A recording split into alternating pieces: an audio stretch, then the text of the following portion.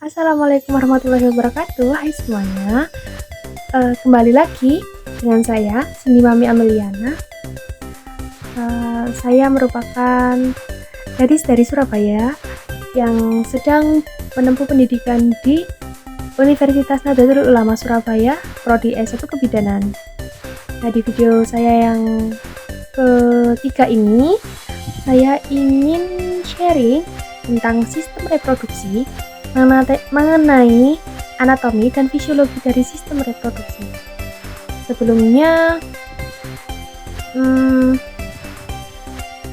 apa sih sistem reproduksi itu? Jadi, sebenarnya sistem reproduksi manusia adalah sistem biologis yang terdiri dari organ dan jaringan dalam tubuh manusia, berfungsi untuk memungkinkan terjadinya reproduksi. Sistem ini melibatkan organ reproduksi internal dan eksternal termasuk testis, ovarium, rahim, dan vagina serta saluran-saluran yang menghubungkannya. Tentu saja, reproduksi pada pria dan wanita mempunyai bagian-bagian yang berbeda. Mari kita bahas mengenai sistem reproduksi pada wanita terlebih dahulu. Jadi di sini sudah saya share bagaimana gambaran anatomi dari sistem reproduksi pria maupun wanita. Sudah ada 2 gambar sekaligus. Jadi dalam gambar tersebut sudah terdapat anatomi dan fisiologi dari sistem reproduksi laki-laki dan perempuan. Terdapat beberapa bagian yang berbeda kan dalam sistem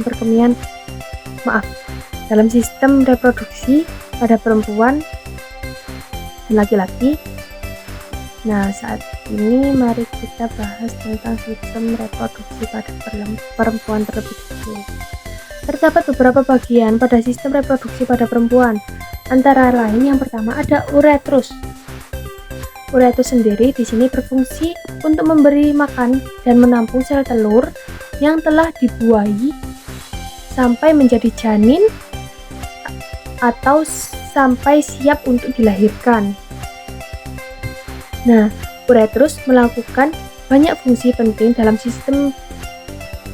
siklus reproduksi, kesuburan, dan melahirkan. Dan yang kedua ada tuba falopi. Tuba falopi di sini merupakan bagian yang penting dalam sistem reproduksi wanita, yaitu sebagai jalur ovum atau sel telur agar bisa melakukan perjalanan dari area ovarium ke rahim. Selain itu, fungsi dari oviduk lainnya adalah sebagai tempat pembuahan sel telur dan juga sperma. Dan yang ketiga ada fimbriae. Fimbriae merupakan bagian dari tuba falopi yang berfungsi untuk menangkap sel telur dari permukaan ovarium ke bagian terluar tuba falopi saat proses ovulasi. Dan yang keempat terdapat ovarium atau indung telur. Nah, indung telur di sini adalah kelenjar kecil berbentuk oval yang terletak di kedua sisi rahim pada wanita. Ovarium sendiri memiliki beberapa fungsi, yaitu melindungi sel telur sampai siap dibuahi, memproduksi beberapa hormon penting pada wanita seperti hormon estrogen atau progesteron. Setelah itu melepaskan sel telur setiap siklus menstruasi hingga mencapai menopause. Yang kelima ada ligamen ovarium. Ligamen ovarium memiliki fungsi untuk menahan ovarium agar tetap berada di tempatnya dan mencegah ovarium bergeser dari posisinya. Ligamen ovarium juga berperan dalam mempertahankan posisi ovarium selama kehamilan. Dan yang keenam ada serviks atau leher rahim. Leher rahim merupakan bagian vital pada wanita dalam reproduksi dan kesuburan. Pada umumnya, fungsi serviks atau leher rahim yaitu membantu proses menstruasi dan pembuahan sel telur.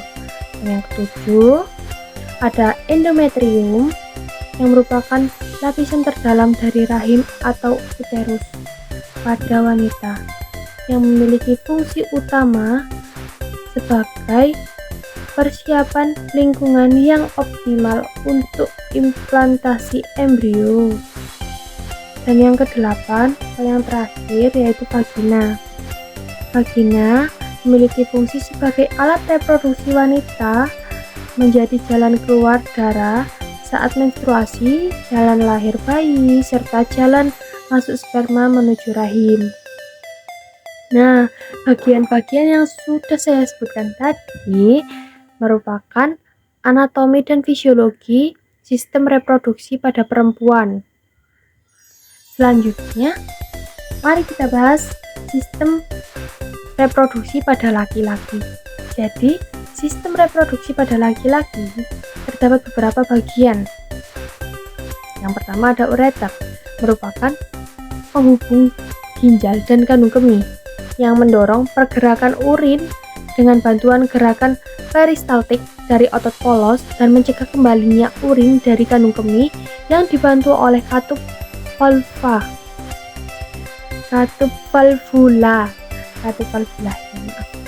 Dan yang kedua ada vas deferens.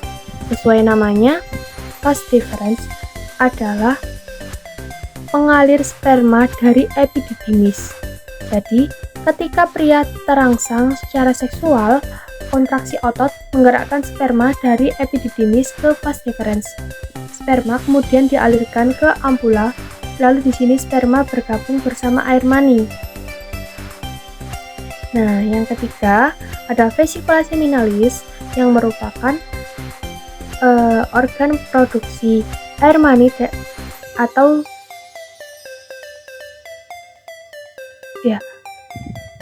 organ produksi air mani, yaitu gabungan antara sperma dan cairan pembawanya. Berfungsi untuk memberi energi pada sperma yang membutuhkan energi untuk bergerak, lalu mengeluarkan air mani dan menghasilkan air mani yang bersifat lengket. Yang keempat ada prostat. Prostat di sini memiliki fungsi utama untuk mengeluarkan cairan yang berfungsi sebagai sumber nutrisi dan pelindung sperma. Dan yang kelima ada kelenjar bulbeuretra atau chopper. Di sini berfungsi dari kelenjar bulbeuretra untuk menghasilkan cairan seperti mukus sebelum ejakulasi. Nah, yang keenam ada erectile tissue yang merupakan jaringan dalam tubuh yang memiliki banyak sekali ruang vaskular yang dapat menjadi bengkak dengan darah. Yang ketujuh ada testis. Testis di sini merupakan kelenjar berbentuk bola yang berfungsi sebagai tempat diproduksinya sel sperma. Dan yang kedelapan merupakan uretra, berfungsi untuk mengalirkan air seni yang tertampung di kandung kemih agar bisa keluar dari tubuh. Nah, yang kesembilan ada kepala penis yang berfungsi sebagai tempat keluarnya urin dan air mani. Lalu ada epididymis yang ke-10 dan yang terakhir epididymis berfungsi sebagai tempat pemasakan sperma. Nah, penjelasan tadi merupakan anatomi dan fisiologi sistem reproduksi pada pria dan perempuan. Yang barusan ini pria ya. Nah, mungkin sekian yang dapat saya sampaikan untuk sharing kali ini mengenai anatomi dan fisiologi pada sistem reproduksi pria dan wanita. Dan mungkin masih banyak sekali kekurangan dan kesalahan saya dalam pengucapan atau tindakan saat membuat video ini yang terdapat pada video ini. Saya mohon maaf yang sebesar-besarnya. Sekian video dari saya. Saya, Cindy Mami Ameliana, pamit undur diri. See you in the next video. Wassalamualaikum warahmatullahi wabarakatuh.